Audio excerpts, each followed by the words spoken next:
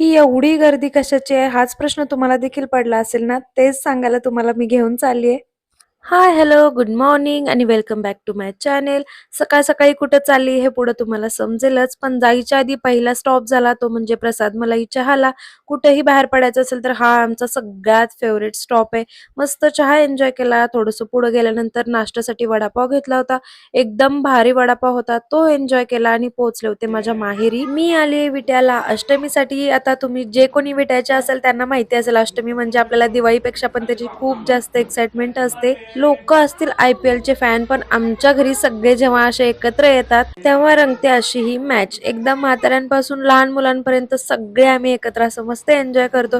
तुम्ही पण तुमच्याकडे अशी मॅच खेळता का? मला नक्की कमेंट करून सांगा. दुपारचा वेळ मस्त असा टाइमपास करण्यात गेला. त्यानंतर संध्याकाळी जायचं होतं अष्टमीला. आता अष्टमी कोणत्या देवाची असते तर भैरवनाथाची असते. आमचं ग्रामदैवत आहे भैरवनाथ आणि आठवडाभर मंदिरामध्ये असे वेगळे वेगळे हरिपाठ किंवा कीर्तनाचे कार्यक्रम असतात आणि जन्मकाळानंतर अष्टमी चालू होते. पहिल्या दिवशी देवांच्या पालख्यांची मस्त अशी भव्य मिरवणूक निघते आणि त्याच्याच सोबत असतं हे शोभेचं दारूकाम, म्हणजेच आपल्या भाषेत फटाक्यांची आतिषबाजी. एवढ्या वेगळ्या वेगळ्या फटाके असतात. इतकं छान वाटतं हे बघायला आणि गर्दी तर तुम्ही बघूच शकताय किती होती ते.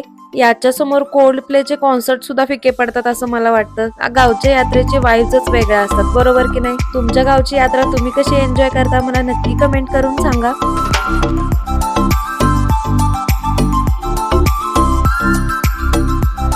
दरवर्षी काहीतरी नवीन गोष्टी ऍड होत असतात. त्याच्यातलीच ही गोष्ट म्हणजे यावर्षी असा देवाचा लुक केलेला एक माणूस अगदी शोभा वाढवत होता या मिरवणुकीची.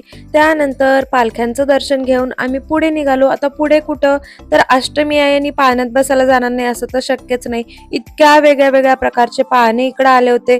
याच्या समोर तर सगळे थीम पार्क अगदी फेल आहेत.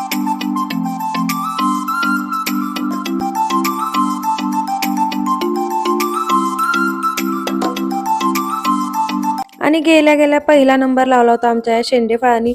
असलं भारी एन्जॉय करत होता ना, त्याला बघून आम्हाला पण असं छोटं भावंसं वाटत होतं. आमच्या हिरोच्या अंगात तर मायकल शुमाकरच आला होता. अजिबात स्टेरिंगच सोडत नव्हता. खूप एन्जॉय केलं त्यानं आणि त्याला बघून आम्ही जास्त एन्जॉय केलं. आणि त्यानंतर आम्ही फायनली पाण्यात बसलो होतो. आम्ही बसलो होतो ब्रेक डान्समध्ये आणि माझ्या कंडिशनवरनं तर तुम्हाला समजलंच असेल की काय लेवलचं एन्जॉय केले आम्ही ते. आणि पहिलाच दिवस होता त्यामुळे इतका वेळ हे फिरवत होते ना, खूप भारी मजा येत होती. एवढा दंगा केला, एवढं ओरडलं की अक्षरशः घसे सगळ्यांचे कामातून गेले होते. पण हीच तर खरी मजा असते. तुमची अष्टमी किंवा तुमची यात्रा कशी असते मला नक्की कमेंट करून सांगा. चला भेटूया पुढच्या ब्लॉग मध्ये. तोपर्यंत बाय.